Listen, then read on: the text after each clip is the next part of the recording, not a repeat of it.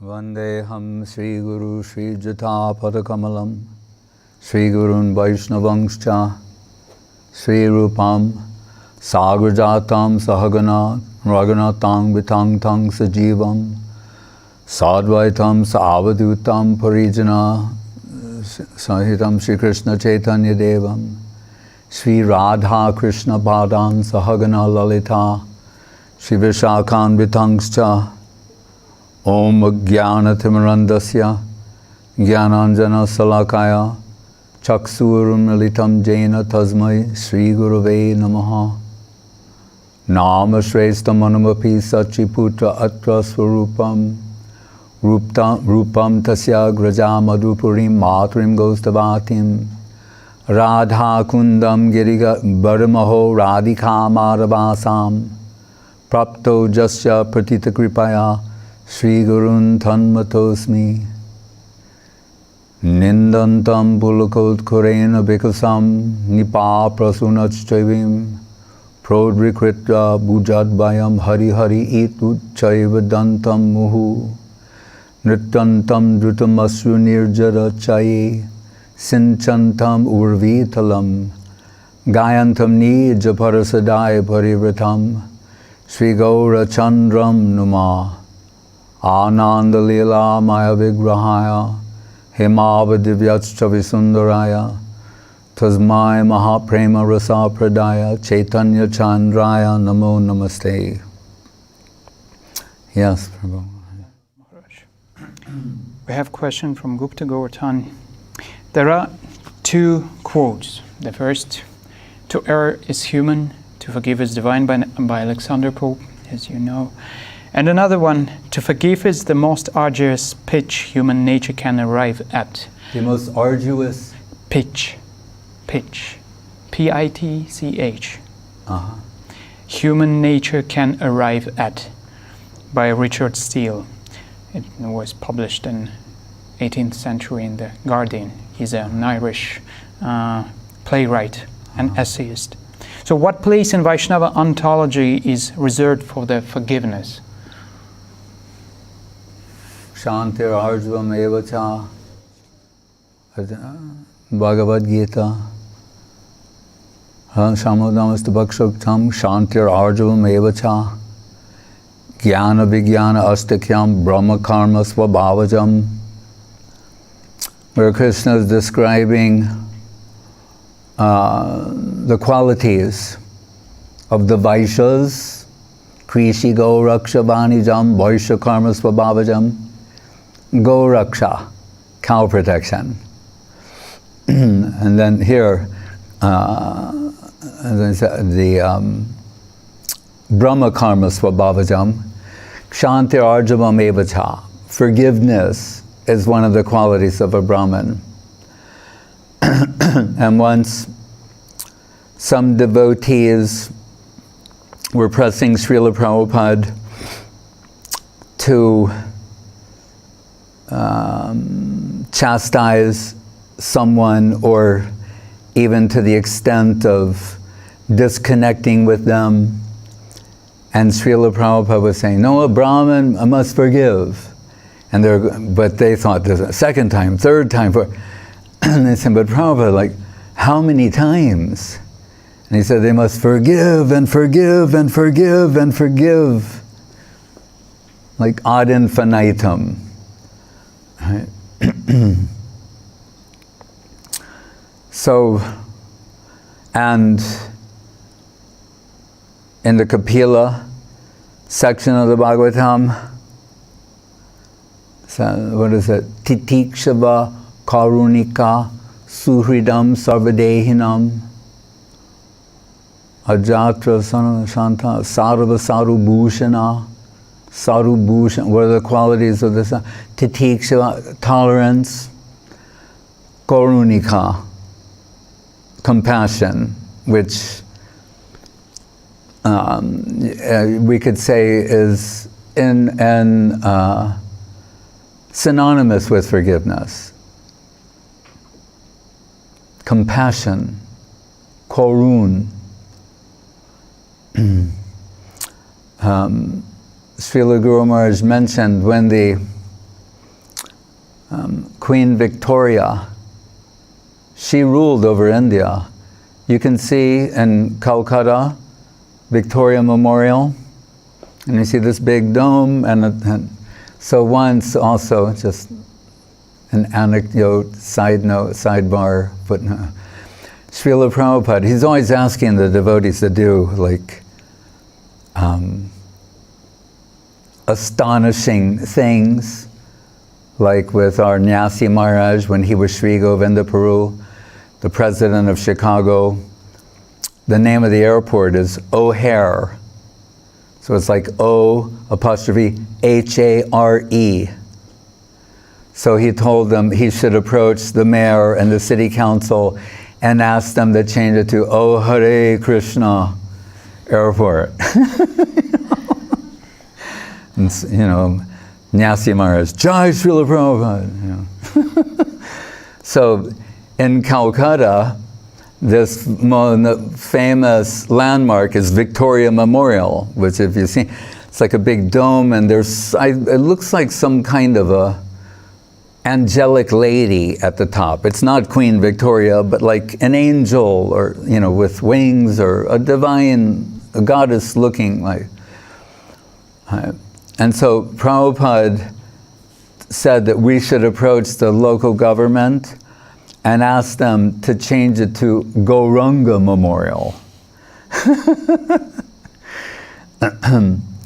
So, but about Queen Victoria, so when she began her rule of India,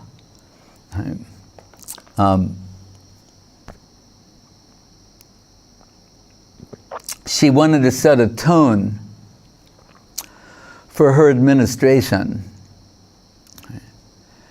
And there was a court case before her that required, the others would decide, but it was done in her presence. And so, and they're arguing about I believe it was a military man who, some infraction, he'd done some wrong, or maybe very serious. Right?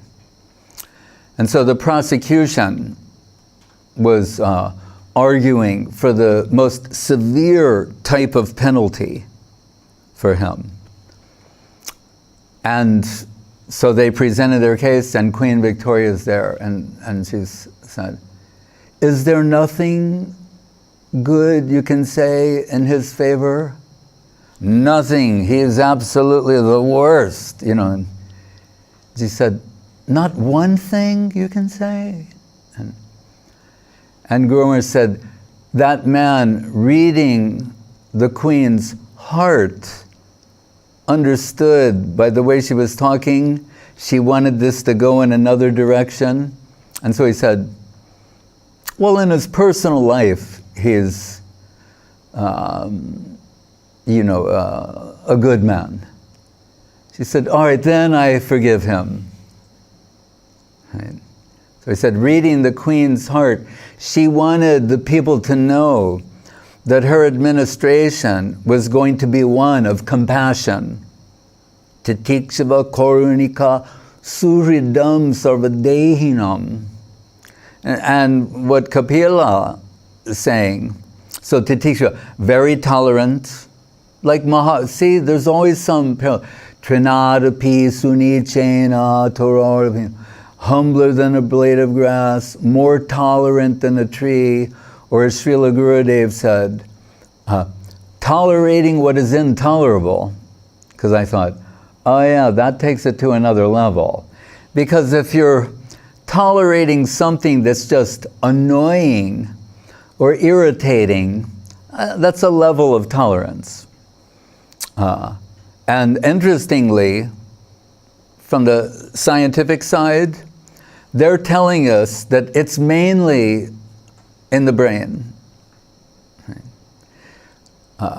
What you find intolerable. And because they do tests, and so they've done tests like when someone has an itch. And I'm giving some general numbers here according to what I remember, so don't hold me to it. but it's close. They said around 15% is the stimuli, the itch spot, or where the mosquito landed, whatever it might be. And the other 85% is in your brain, in your mind. That's why some people that can learn to tolerate. The famous example of Lawrence of Arabia, so-called Lawrence, that he would light a match and it would just burn down, and he would like put it out with his fingers. And one of the lower ranked persons said, like, Sir Lawrence, how do you do that? He said, the trick is learning for it not to matter. It's still doing that and probably burning his skin. He said, but the trick is internally that it doesn't matter. Right? So this, there's superficial tolerance, and then there's tolerance which is a result of compassion. Right, would be take it to another level, I think, in a sense, than forgiveness, but on the basis of compassion. Because sometimes people can express forgiveness that is, what's the word, reluctant, or there's another word, begrudgingly. They're forced into a situation where they have to.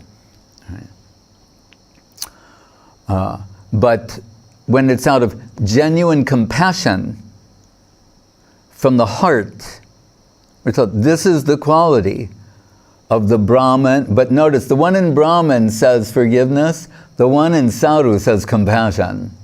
So I think it's going deeper there. And because of this, the next line says Suridam Sarvabhutan. One place Suridam Sarvabhutanam, another place Suhridam Sarvadehinam. But it means, Suhrit means your best friend. So he's the best friend of everyone. And what is this saying about, you know who your real friends are when you're in difficulty? It's expressed another way, but that's the meaning. That's when you find out who your friends are, is they stay with you when you're in a difficult situation. So that implies a certain level of tolerance, going towards forgiveness. From the heart. And why, and we're, Srinivasacharya mentions this in regard to the 6 Goswamis. And an interesting verse where he says, Dhira dhira jana priyo priyakaro nirmatsaro pujito. So he's saying dhira and adhira. So dhira, that's actually a very high quality. Like sometimes it's translated as sober or undisturbed, but that's to put it mildly. We hear in the 10th count of the Bhagavatam, and Vikrididam Brajabidu Viritam Javishnu Shradhan Vito Anusranaya Datavarnayedyak Bhakti Param Bhagavati Pratilabdhikamam Hridroga Mashu Api Hinuti Achirena Dhira. There, Dhira, and Shiva is talked about in that section, and he's known as Dhira. Means when you say undisturbed, means by nothing external can move him from his spiritual position. Again, it just doesn't mean he's not bothered by it. That's why it can be misleading if you don't flesh this out. So it means he's like in the famous Vasudev sloka, Satvam Vishudam Vasudeva Shabditam, where at the wedding of the daughter of Dakka, Sati, Shiva's wife, went there. And there were some events before that where Daka, or Daksha, he felt that he'd been disrespected by Shiva, because there was a situation. Shiva was in deep meditation. And just think about it. Whatever we know about, if Shiva is in deep meditation, what does that mean? You know, it's very deep. Dive deep into reality. He's deep into reality. And he's so deep in there, he was unaware of the presence of his father-in-law. The father-in-law became insulted, you know. So, but Shiva's response to him was, Satvam Vishuddham Vasudeva Shabditam. He's saying, I didn't mean to ignore you or disrespect you in any way, but I can't withdraw myself from that plane. It wasn't a conscious choice to ignore you here in favor of that. I can't withdraw myself from that plane, so I was unaware of the situation. So you may forgive me for that, which he did not. Right? Ego.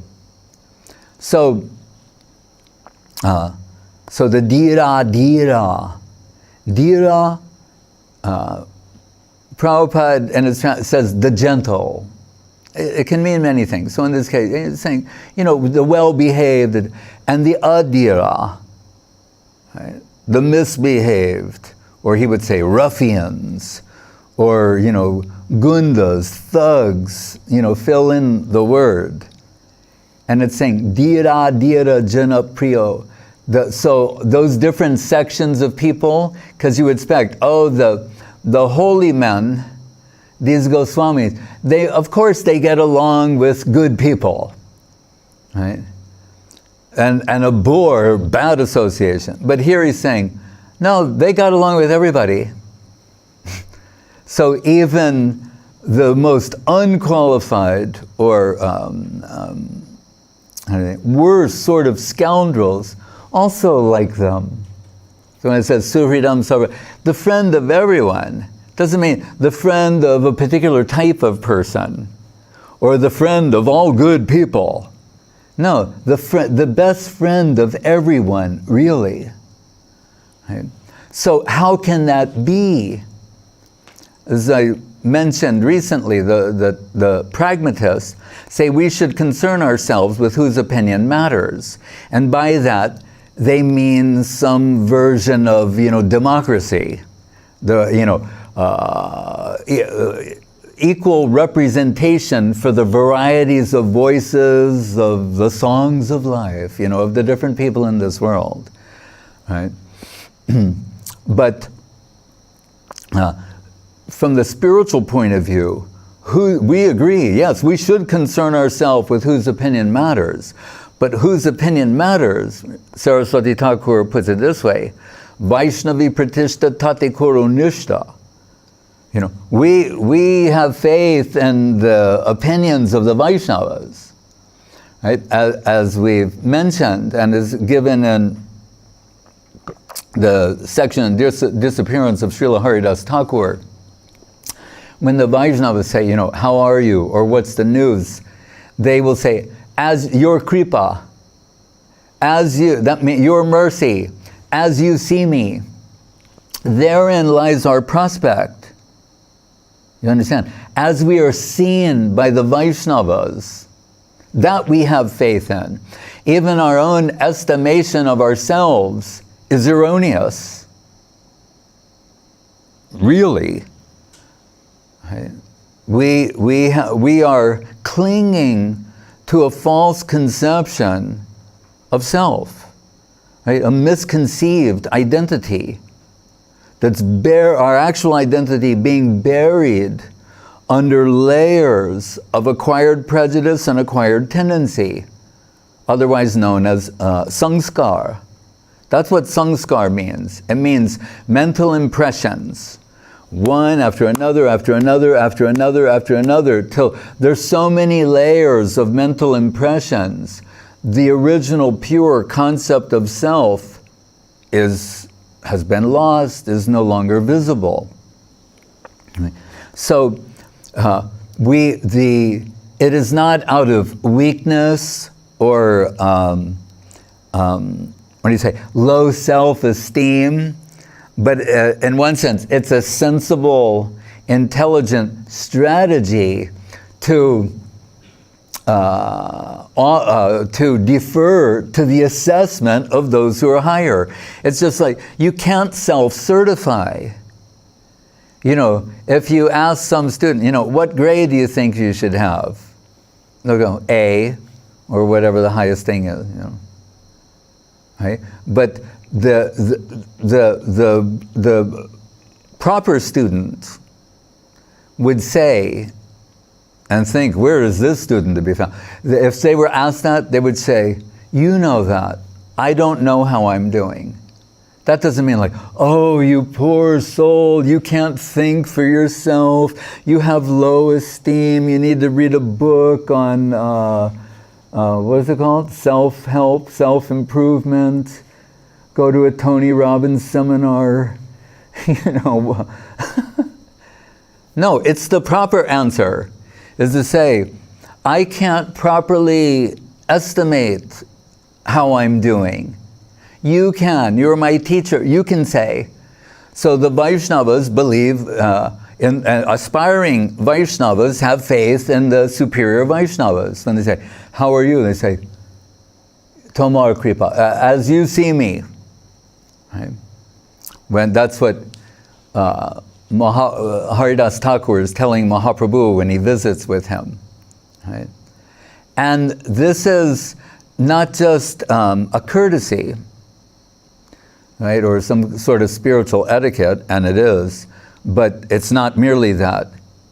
It's reality. Right? As I've told recently, Bhagavad Gita, going from finite perspective, represented in the context by Arjuna, and him deferring, surrendering in a sense, his autonomy, apparently, deferring to going from finite perspective to infinite perspective. How could that not be an improvement?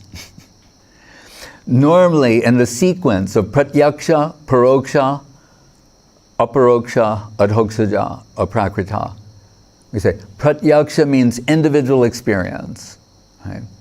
So any sensible person will realize the limitations of their own experience. Right? So we so it's, you know, pratyaksha. Aksha means eyes. So pratyaksha means directly what is seen. But, you know, we defer to others, meaning para aksha. Not seen by us, but seen by others, because we realize, oh, that could improve the range of what I can see is by enlisting what others have seen. So we're going to add together the collective seeing. Right? And it sounds like a very simple thing, but in time it becomes inherited wisdom of previous generations, etc. And then the modern context, the search engine, Google. So we can sit here and realize even as a group, the limitations of our collective experience. So we Google it, and then we're expanding that, and that's broadening the range of what we can perceive. So it makes sense. But what about when it comes to understanding the infinite? So Srila Guru Maharaj will say, no amount of finite is equal to the infinite. Right? So it's not like you Google something and it says, 1 million hits. And you go like, has anyone ever followed all the million hits? No, I usually look at the first 2 or 3. And they point out, and in fact, the default of most people is to look at the one that is the most recent date. So we now equate whatever is most recent with what is most accurate. In certain instances, that may be true, but that may also be misleading. Just because something is the most recent doesn't mean it's the most accurate, profound, and neither does it mean it's knowledge. There's a difference between data and knowledge, information and knowledge. Because they will sometimes say, do you realize the sum total of what we know now, 80% of what we know now has been discovered in the last 20 years, or something like that. Right? They'll say, we knew this much up to then 100 years ago, and now 80% of what we know was discovered in the last 20 years. You say, well, let me see, if I follow what you're saying, then we'll reach a point where like 99 and 9/10% of what we know will have been discovered in the last 5 minutes. So that's not knowledge, that's just information, it's data. You're just capturing data.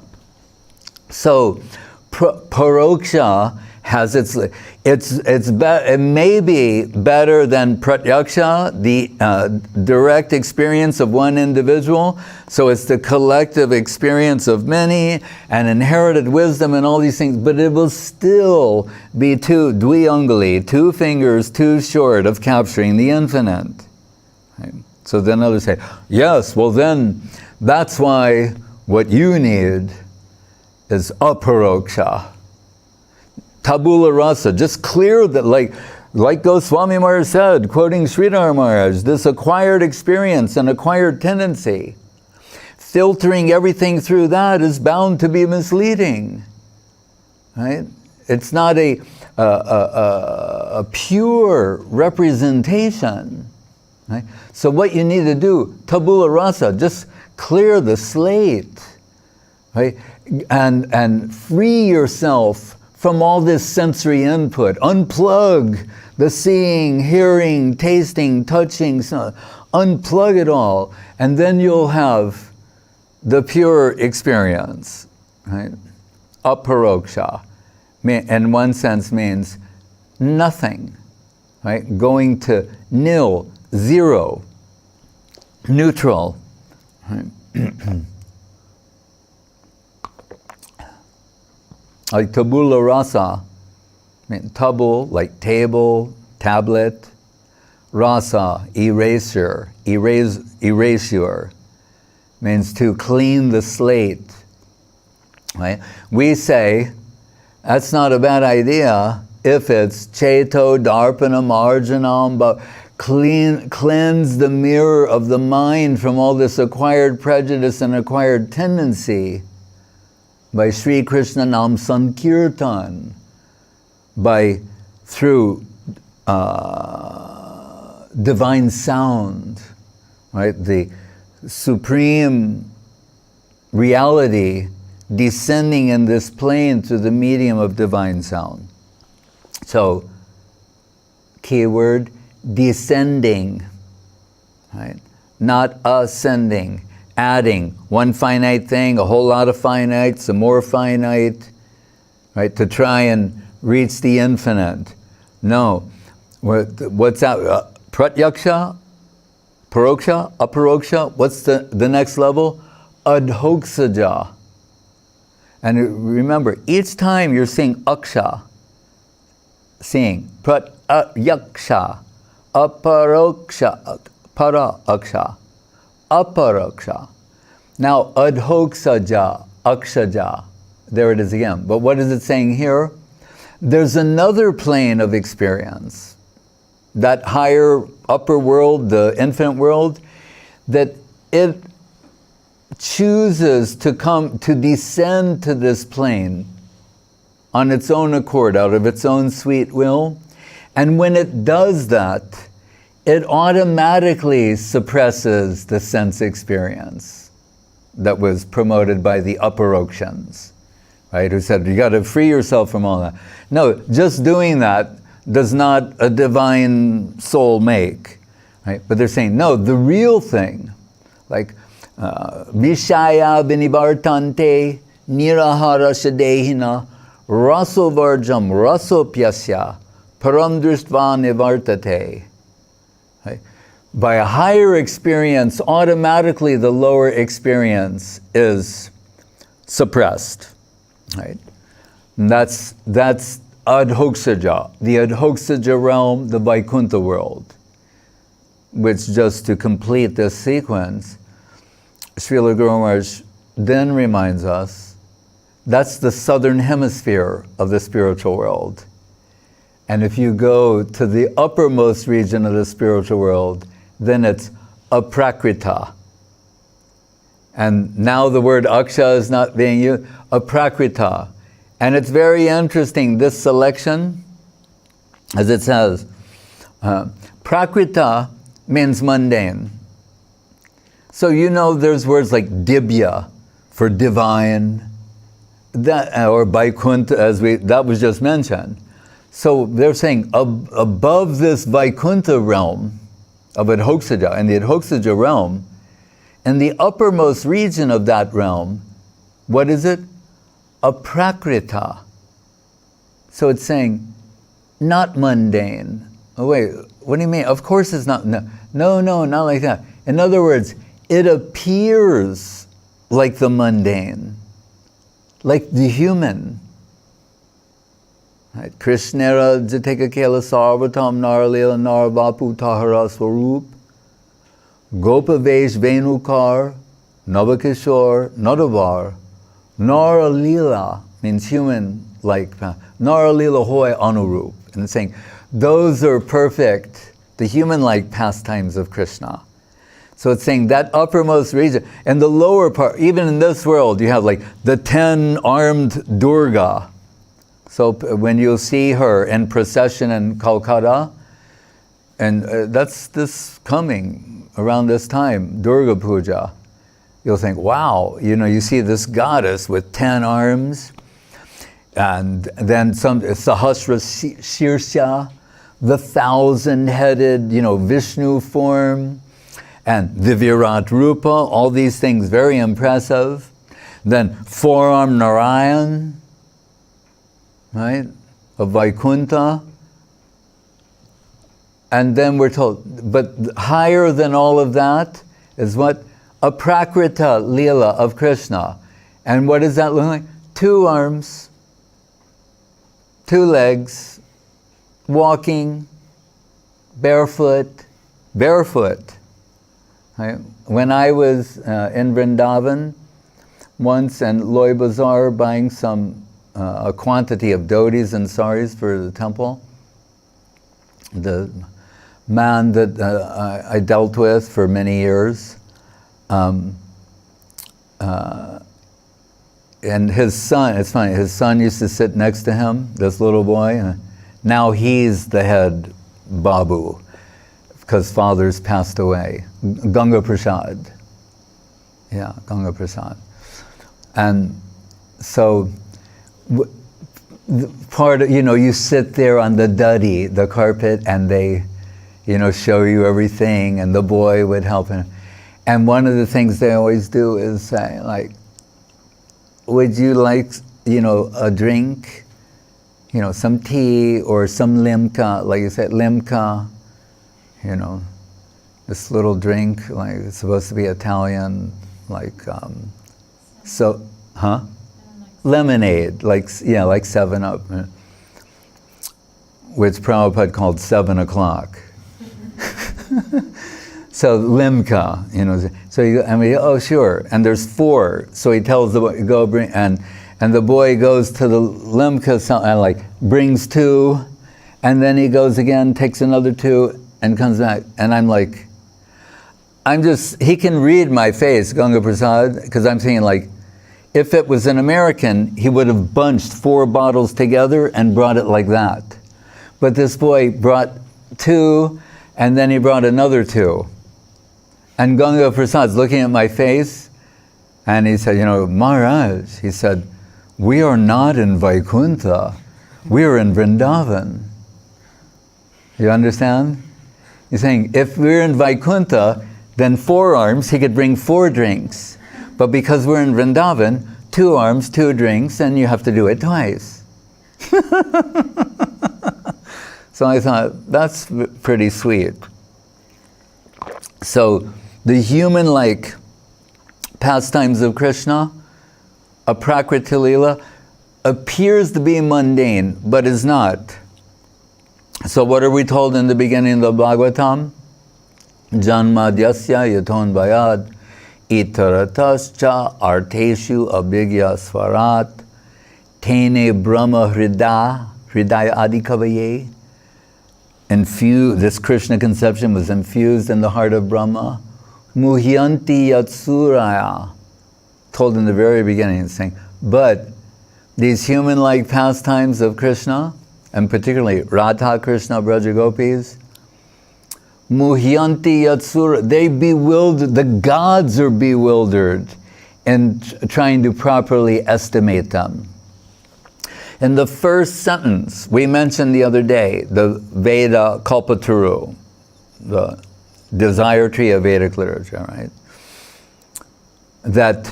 So, although there are many branches going in sometimes opposite directions, that tree, as a mango tree, has many branches going in varieties of directions, some opposite of one another.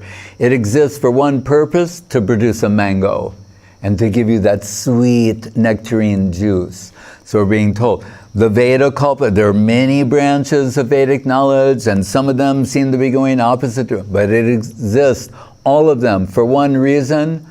Nigama kalpataror galitam palam shukamukaram ritadravasamyatam. To produce this nectarine fruit, right?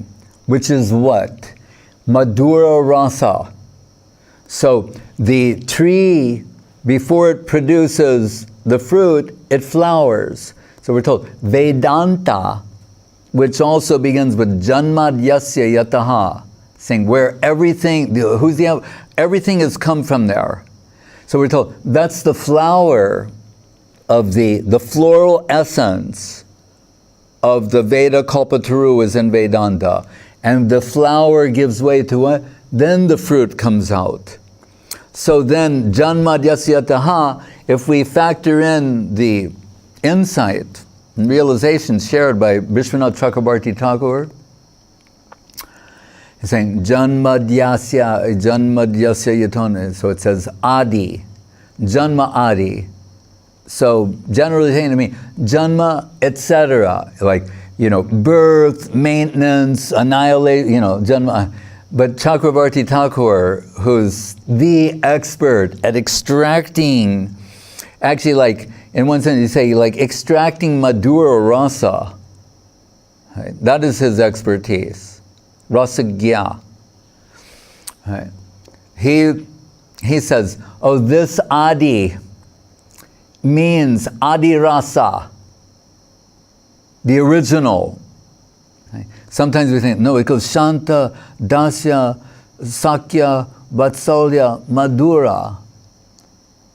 But he's saying, no, Mahaprabhu and Raghupati Upadhyay, right?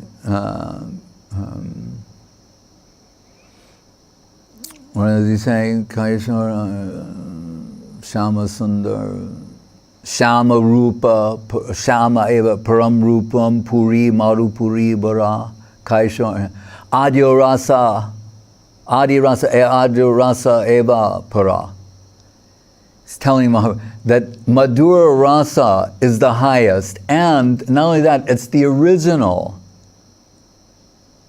So what we're being told is, from Madhura Rasa, right, the divine love pastimes of Radha and Krishna, that's where everything is coming from. So Guru Maharaj says, the way we should understand it, all the other rasas, which are necessary and essential, Vatsalya, Sakya, Dasyam, they're all clients or satellites of Madhura Rasa.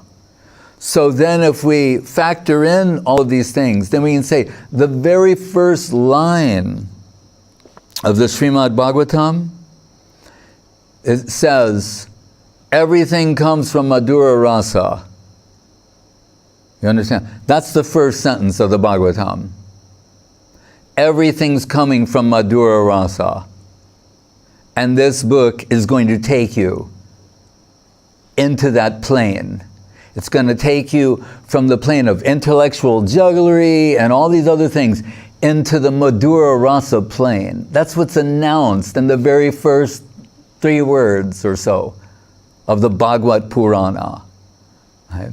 So in the third, that's the first, the third verse saying what it is. Yes, this is the fruit of Veda, is this Madurarasa.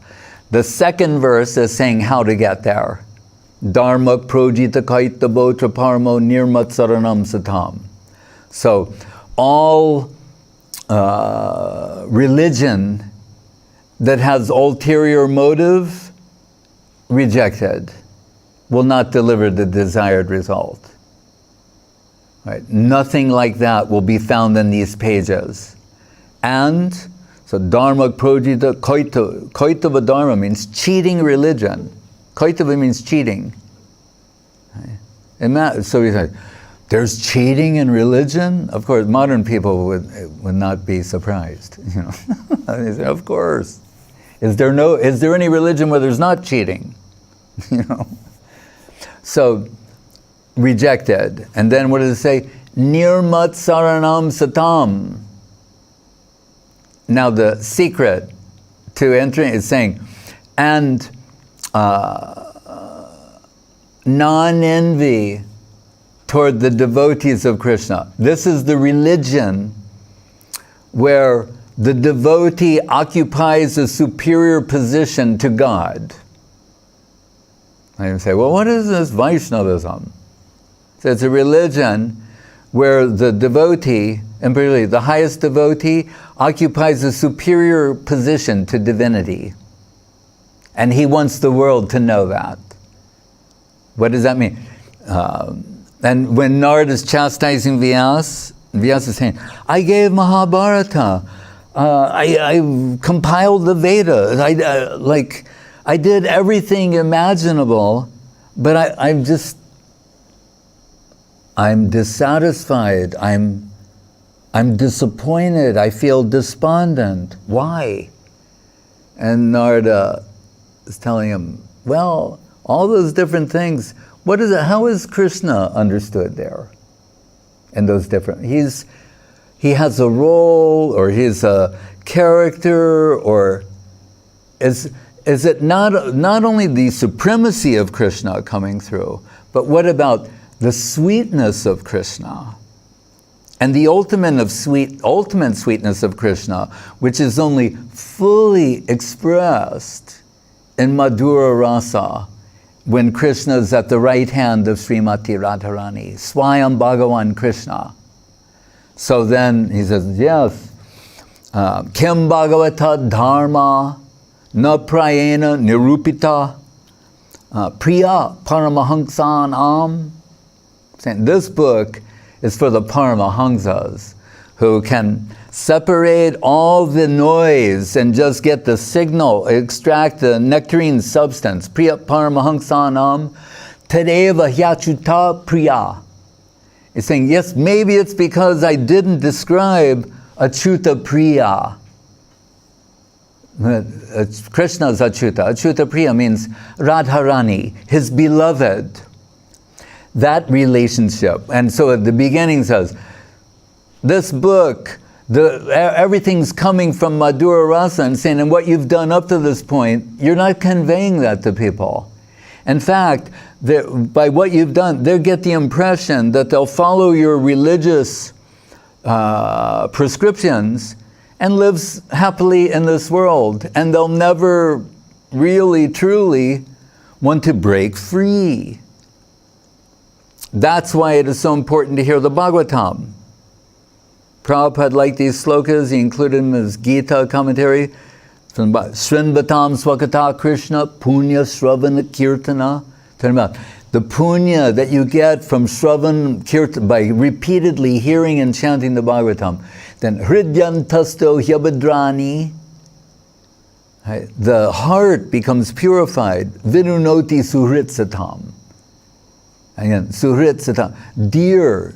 And you'll become dear to to those devotees of Krishna. And Nashta prayesha bhadreshu nityam bhagavata sevaya. By always serving the Bhagavatam, hearing the Bhagavatam, then Nashta prayesha, the abhadras, those acquired prejudice and acquired tendencies, the misconception and heart pollution is cleansed.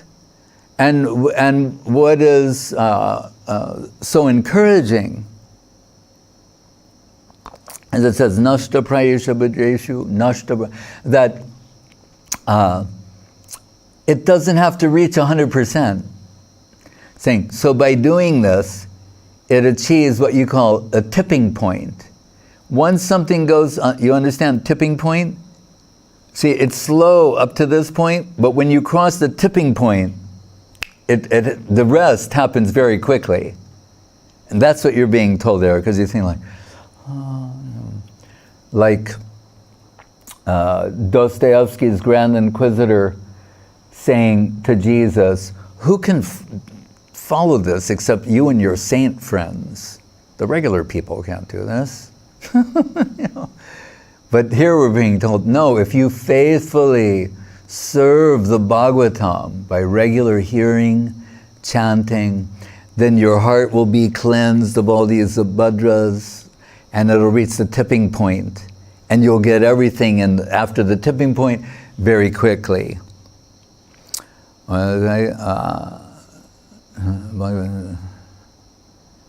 Tada rajastamo bhava kamalo bhaddayasche cheta itarnad vedam stitam satve prasidati evam prasana manaso bhagavat bhakti yogata janaya jasya vijnanam chahoita. Vidyate hridaya grantis. And the stranglehold that lust has upon the heart, I lost sight of the clock. The camera, move up. Okay. Vidyate hridaya grantis, chidyante sarva sankshaya, chiyante chasya karmani, maye driste akilatmani. This sloka appears twice in the Bhagavatam. And saying so, hridaya granti means the stranglehold, like knots that lust has upon the heart. How will hearing the Bhagavatam cut those knots to pieces? And it's saying, and then allow the pure flow of heart. Because the Bhagavatam says, we're going to take you to the domain of Madurarasa. Gradually, thoughtfully, carefully, systematically, but that's where this is going. Right? From the beginning until the 10th canto. So it's the perfect systematic approach to that plane. Because we're going to hear about, you could say, the more general aspects of devotion in the 5th canto, in the Rishabdev teachings, the efficacy of the holy name in the 6th canto, and the story of Ajamil. I mean, there are so many things there. I'm just giving a brief, selective sort of summary. Prahlad in the 7th canto, the beginning of pure devotion. Na savrita savaivanik. This isn't transactional.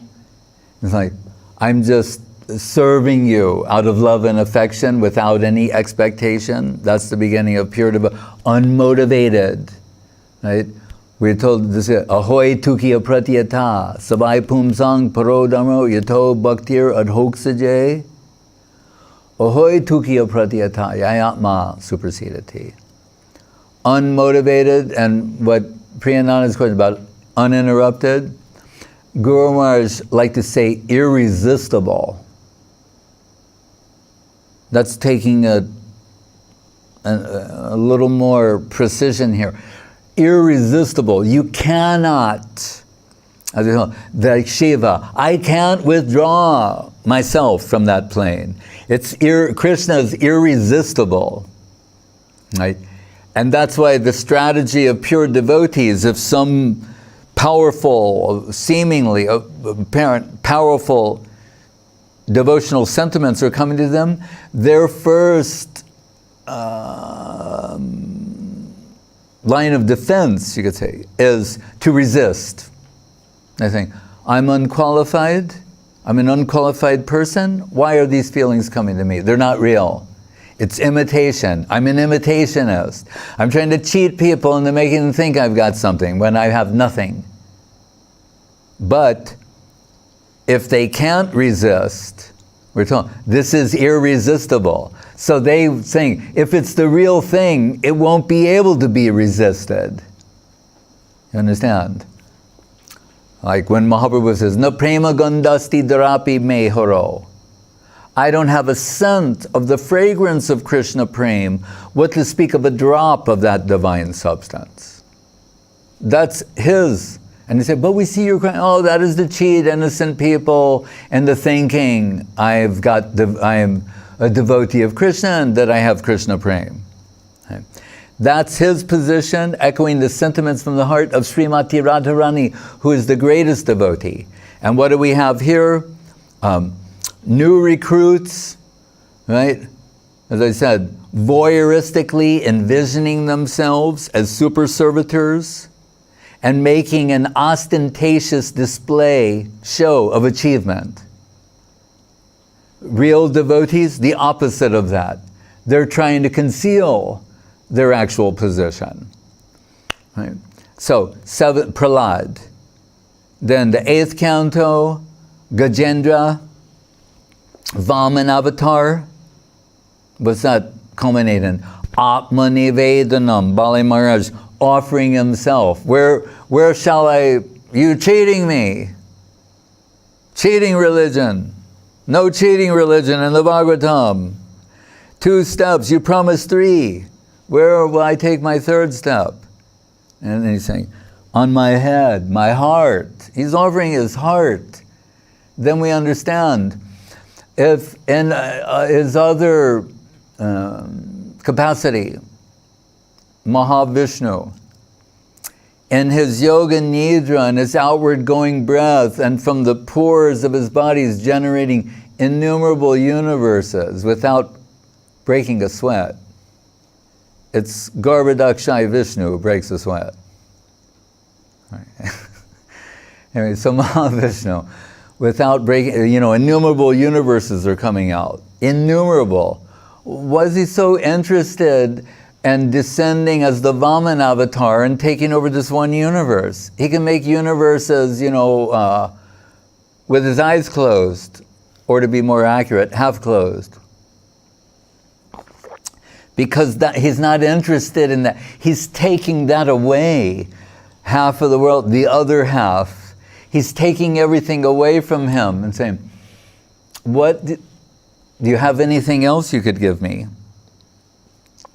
My heart. Oh, yes. Then we find out that's the only thing he wanted. He doesn't need another universe. Right? When Ananta's heads are swaying to the sound of Krishna's flute, universes may fall this way and that way. Right? He wants heart. Right? So, Vamana, now we're going, and self-surrender, self-sacrifice. Right? 9th, also, Ambarish Maharaj, right? Savaya Mana Krishna Padaravindayo, etc. Right? Whereas most kings, they run the kingdom and then they hire some Brahmins to do the puja, the seva and the puja and the svaha and everything else. We're told. The Ambarish Maharaj, he's going to do the seva and the puja. Savai Mana Krishna Padaravindayo, Vachamsi Vaikunta. Like, his mind is always thinking of Krishna, not of how to run the kingdom, how to manage. He's always thinking of Krishna. Savai Mana Krishna Padaravindayo, Vachamsi Vaikunta Guna. All Hari Katha, Krishna Katha coming from his mouth. Karo Hare Mandira Marjanardishu. He's always on his hands and knees cleaning the temple, doesn't hire someone else to do it.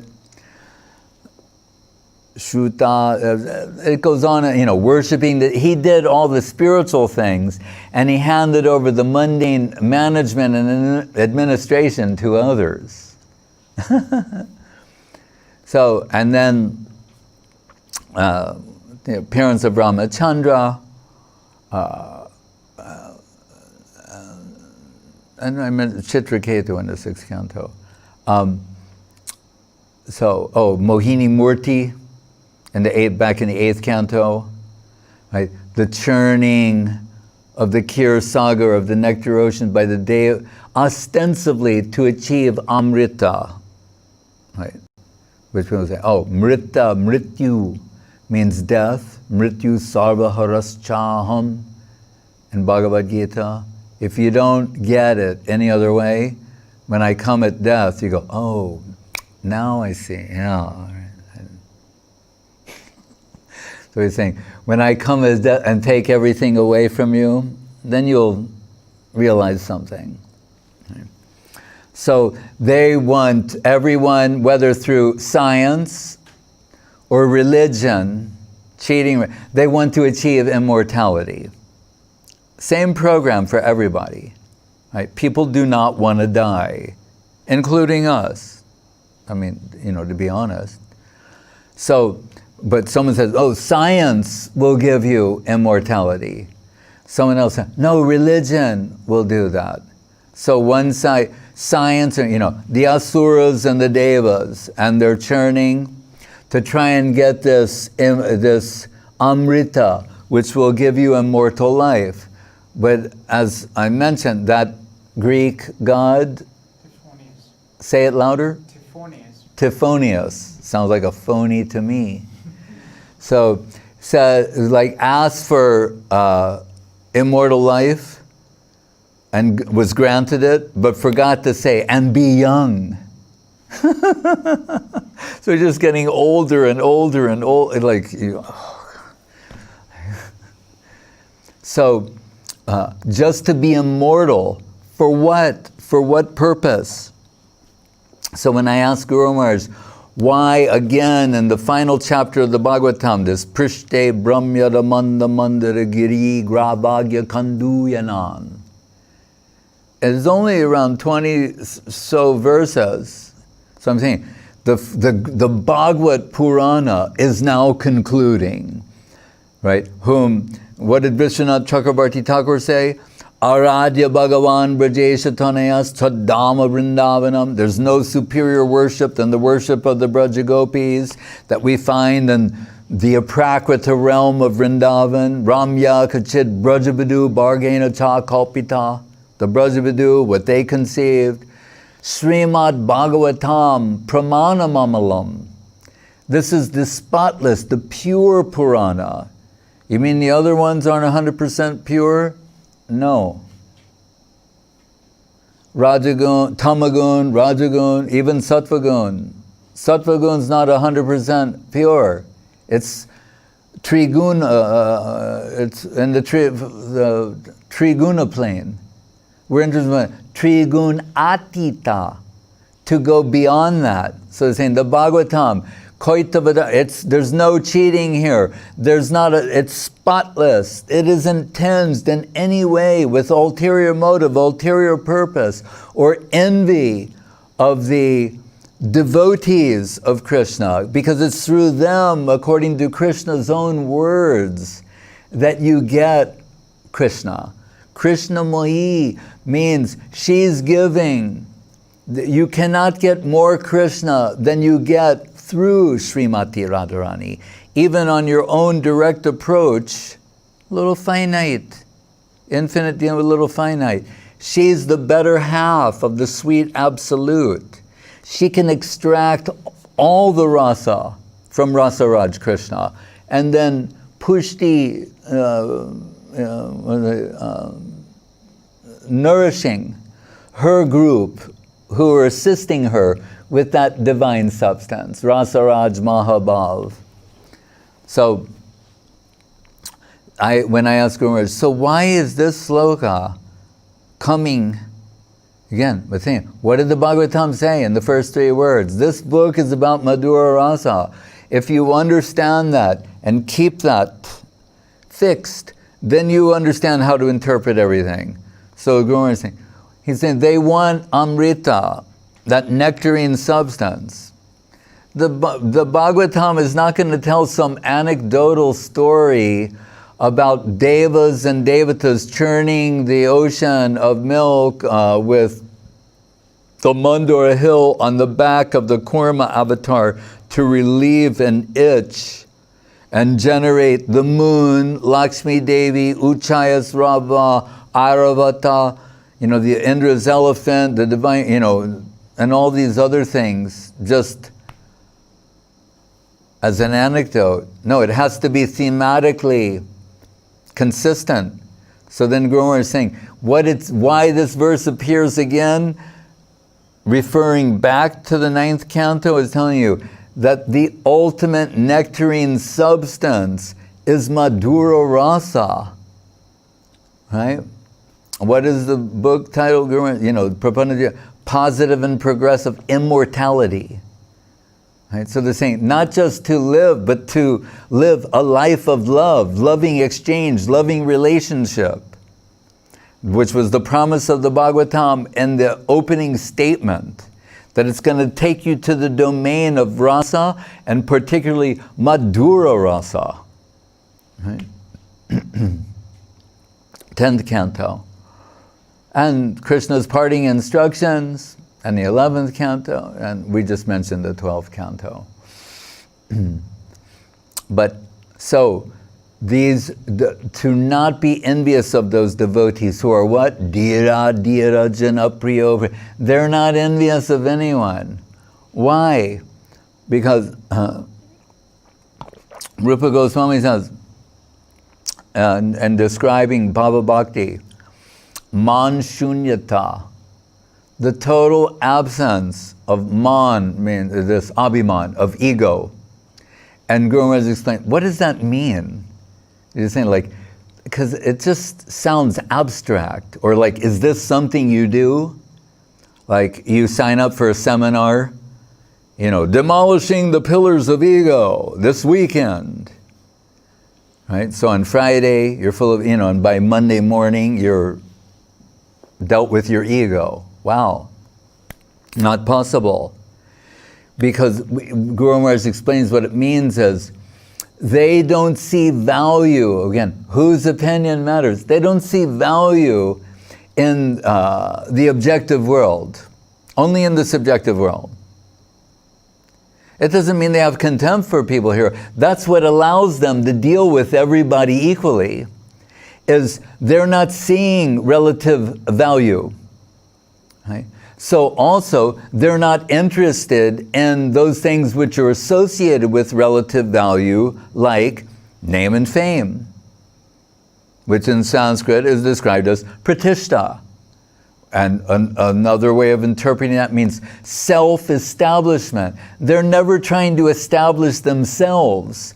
So then by dint of that and virtue of their nature, they have no interest in the name and fame of this world. So you cannot defame them. If you say something, it will not affect them, because they are concerned themselves with whose opinion matters, and it's not the people of this world. Prabhupada liked this verse from the Bhagavatam. Yasyasti Bhagavat Kenjana Sarvais Tunais Tatra Samasate Harava Bhaktasya Kuton Mahadguna Manovriten Asato Davato Bahi. So it says that whatever good qualities someone may appear to have, it says Harava Bhaktas, Hara Abhakta, like there's devotees have good qualities, Abhakta, who's a non-devotee, they may appear to have some good qualities. Actually, they do not, because it's all based on a false premise, right? In terms of the objective world, the objective experience, the opinions of people in this world. And so the Vaishnava, the default, they have no interest in that. So then there's an absence of ego, of self-establishment, or caring about your reputation in this world. Only Tomar Kripa, how do you see me? How you see me, that's how I am. You keep me. Right? So I remember when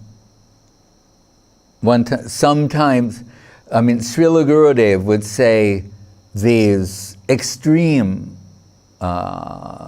glorifications, sometimes, or praise, right?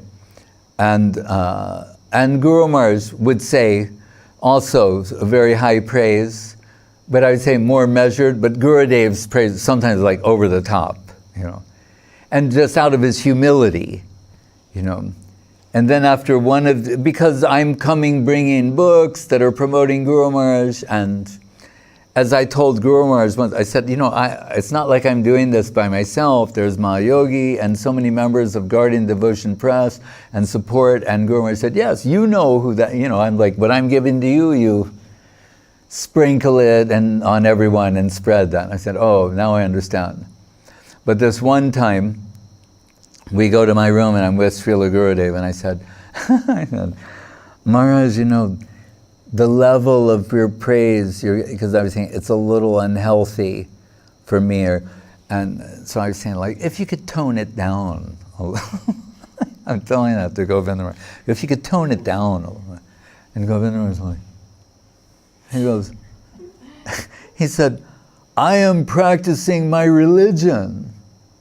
Trinadapi, Mahaprabhu's teaching, Trinadapi sunichena, Turopi sahishna, amanina manadena. Not, offering respect and praise to others and not expecting any for yourself. And he was saying, these are not empty words. It is not, and what he conveyed to me at that time, what I took from this meeting was that, in essence, what he's saying, like, who do you believe in who has the proper assessment of you, the reality of who you are, and what your reality potential is?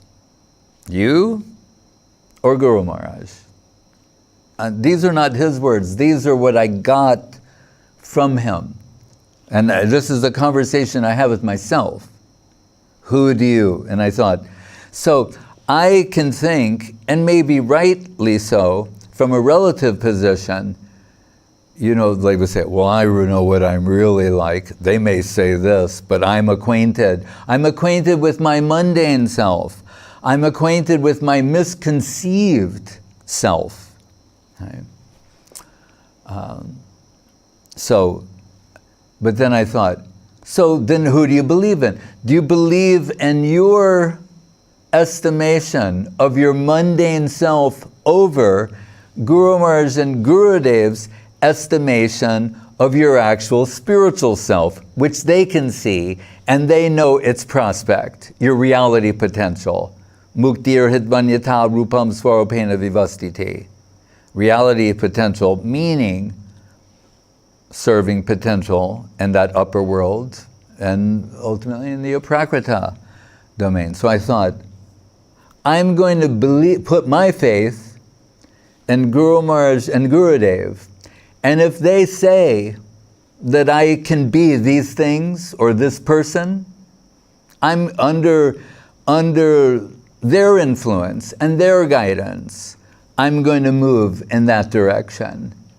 And doing so, move away, gradually withdraw from this mundane self that I'm so thoroughly acquainted with, and try and be forever in their zone, under their affectionate guidance, the loving guardian's eye, and allow, as Guru Maharaj would say, the golden self from within to appear. So that was my conclusion.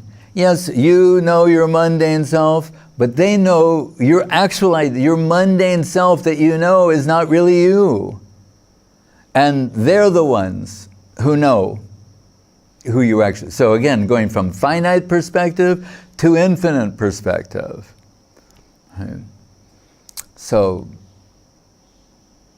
Korunika, they are forgiving, Gurudev would say, like parents are with little children. What did he say? When the babies poop on the parents. Right, on the mother. Right. He said, she doesn't toss the baby or say, this is I'm done. You're out of here. Crawl out of here. Don't give me that baby talk. You're done. You're history.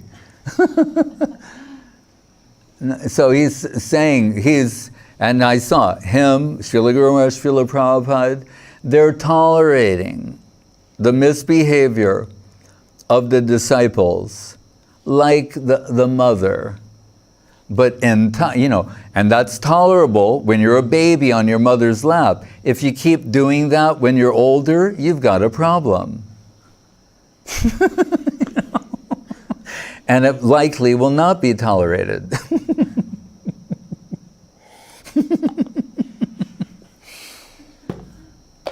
I added the last part. And we know children, I was saying this the other day, they're basically in total illusion. Right? They live in a fantasy world, like all day and night. And the parents are tolerating that and then gradually bringing them toward reality. As Emily Dickinson said in her poem, what was it? The truth must dazzle gradually, lest all men become blind. And it's parallel in the Bhagavatam, Paroksha Bhara Bedoyam Balanam Anushashanam. How do you teach children? An installment. So by installment, you bring them out of this fantasy, illusory world towards reality. Right?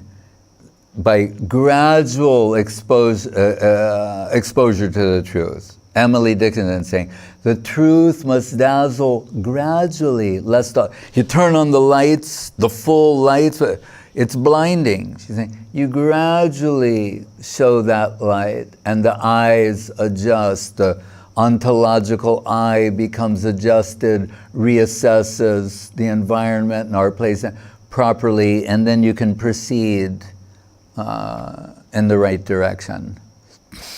Hare Krishna.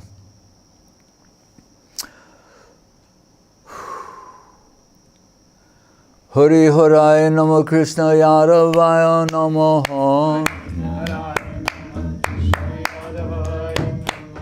Hari Harai Namo Krishna Yadavaya Namo.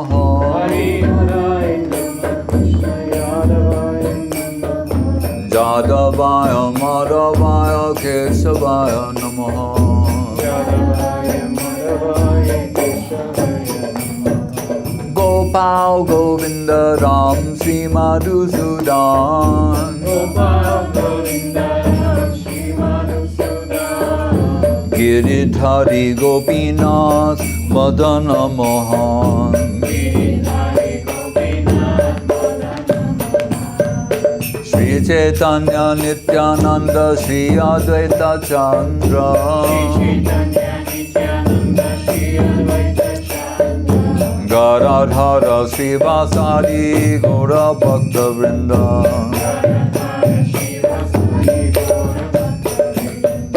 Jai Rupa Sanatan Bhatta Raghunath.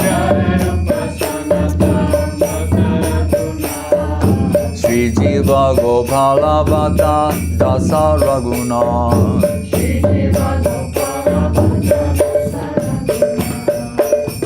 Jai Go Jai Kori Charana Bandhan. Jai Go Jai Kori Charana Bandhan. Jaha Hoite Vignanas Abhishta Puran.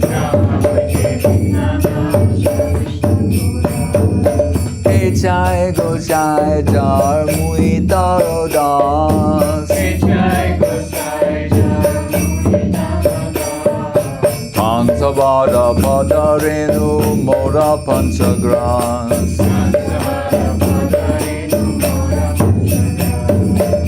Nandera Charana Sevi Bhakta Sane Vas Janame Janame More Abhilas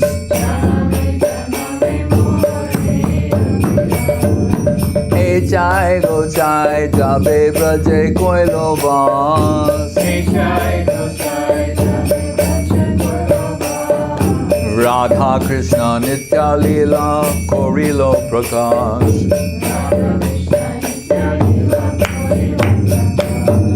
Anande Puro Hari Bhaja Vrindavan Shri Guru Vaishnava Pade Bhajai Aman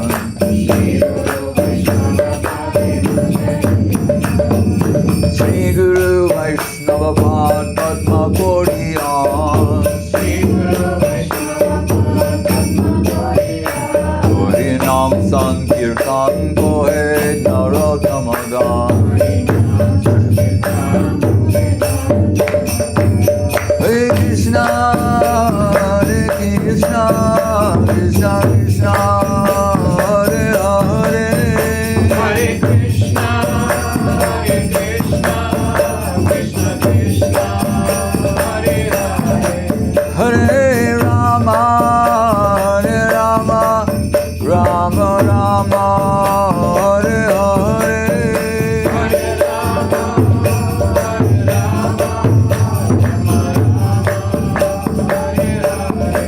Hare Krishna Hare Krishna Krishna Krishna Hare Hare Hare Krishna Hare Krishna Krishna Krishna Hare Hare Hare Rama Hare Rama Rama Rama Hare Hare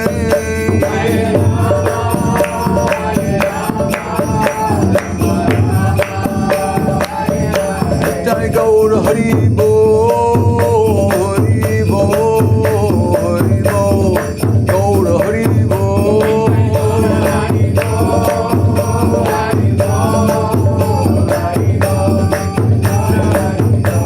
Jai Gaur Hari Bo Hari Bo Hari Bo Gaur Hari Bo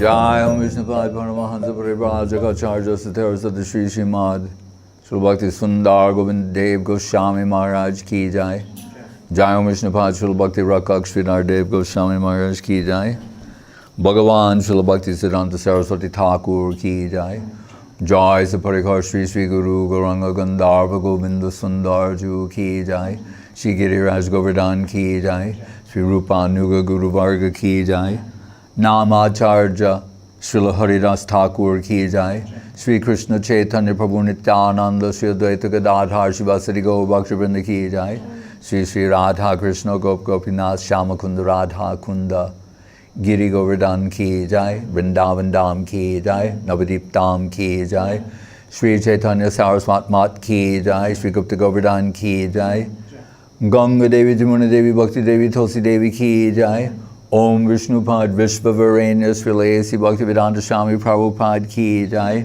Sri Chaitanya Saraswat Mat Acharya Vrinda Ki Jai Jai Srila Bhakti Bhimalavadut Maharaj Ki Jai Jai Srila Bhakti Ranjan Madhusudan Maharaj Ki Jai Jai Sri Bhakti Lalita Devi Dasi Ki Jai Sri Ananga Mohini Devi Dasi Ki Jai Seva Vrinda Ki Jai Samaveda Bhakta Vrinda Ki Jai Nitai Go Premanande Hare Krishna. Bhakti Sudhir Goswami Maharaj Ki Jai. And Dhanavas from our online viewers. Tapananandini Didi, Suchitra Didi, Nadia Barandich, Dhananjay, my Dhanavas to my dear Gurudev and all the devotees. Hope to meet you all in person soon. Yes. Dhananjay Prabhu, Russia. Tarulata Didi, Belarus. Arjun Prabhu, Kalyani Didi. Gora Shakti Prabhu, Australia. Balaram Das Prabhu, Moscow. Then Praneshwari Didi, Jayanitai. Thanks for the teachings. Humble pranams to you and the assembled devotees on site and online. Yes. Anjali Devi Dandavas from Vinitsa. Then Jai Govinda, am glad to be tuned into the best cosmic search and service engine. Gaurnataraj Prabhu, Dandavas Goswami Maharaj from Hua Hin, we all are so happy that we could end this Ekadashi with your association. Hare Krishna. Madhu Mangal Prabhu, the Jai Krishna Prabhu, Dayavati Didi, London. Rasanandan Prabhu, Sochi, Sahadevi Didi, Tulsi Didi from Ekaterinburg, Russia. Then Eram A, dear Guru Maharaj, dear devotees, please pray for Mania, for your prayers will reach Vaikuntha. Ashapurna Devi, Devidasi, my Dandavat Maharaj.